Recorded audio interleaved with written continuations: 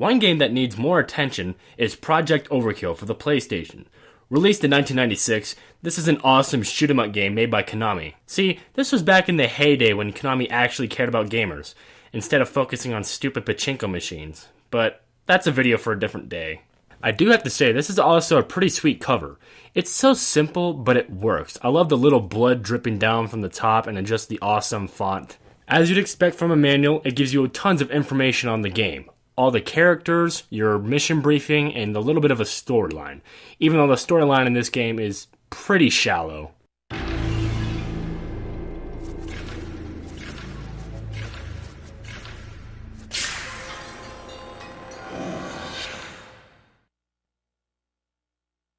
One thing that I'm going to tell you about this game right now is that you're going to care more about gameplay than story. I like to call this game isometric Doom, because it plays a lot like Doom. I mean, you go around navigating through environments, killing bad guys, getting key cards.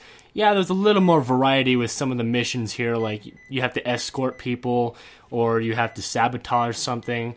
But it plays a lot like Doom if Doom were in a isometric angle. And just like in Doom, you care more about the gameplay than the actual story. As you can see here, you have 4 mercenaries to choose from. The mercenaries act as lives, so you only have 4 lives to get through these 50 levels.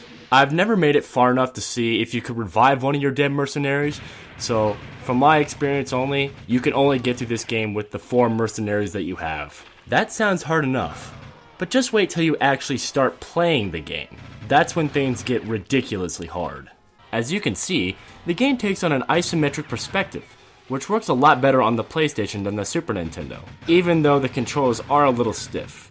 It's kinda hard to aim at the bad guys, especially if it's at an angle. This game would have benefited from being able to use dual analog thumbsticks, but since this game came out before the DualShock controllers, you have to use the D-pad and all the buttons to shoot. It's really weird using the buttons to shoot, but it's not the worst way to control a character. One minor complaint that I have with this game is that it is very hard to see where you're aiming at times. I wish there was a better way to tell where you are aiming at, because what really ends up happening here is that you think you're about to hit someone, but you're not at the right angle, so you end up missing them. Not having a good idea of where you're aiming can make the game very difficult at times.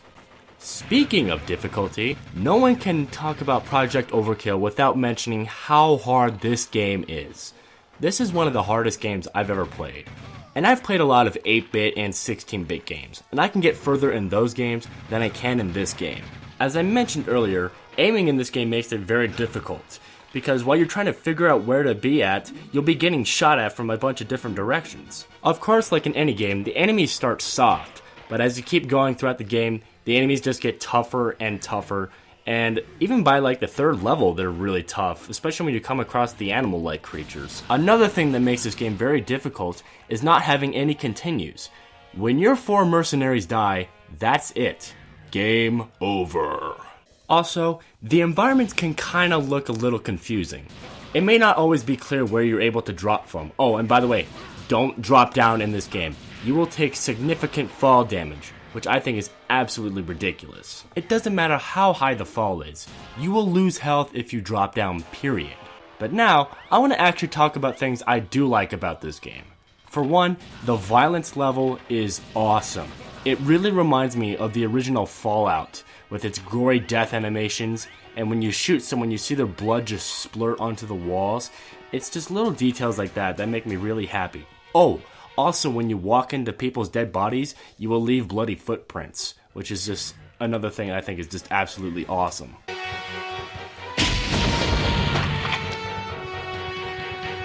Yeah, I'd say this game deserves the M rating. I also love the sound design in this game. There's a lot of sound variety in this game. For instance, all the mercenaries' weapons sound different. The enemies, as you continue on into the game, look and sound different too, and so does their gunfire. Normally, in a game like this, most of the people have the same sounding weapons, and it just gets repetitive and the sound just gets annoying. The only sound I could think that could ever get a little bit repetitive in this game are the bloody footprints. They kinda just have the same 2 sounds that just goes with it, and honestly, it can get a little old sometimes. One thing that is also a little bit underwhelming is the music. It's not amazing, but it's not terrible either.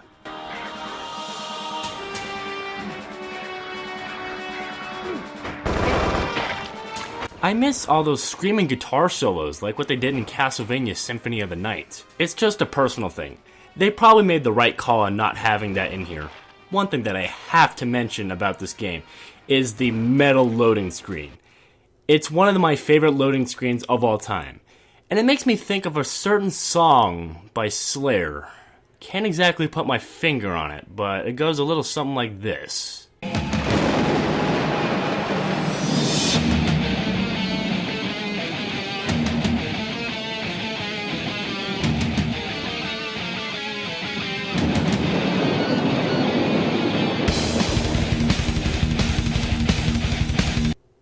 And that's all I have to say about Project Overkill.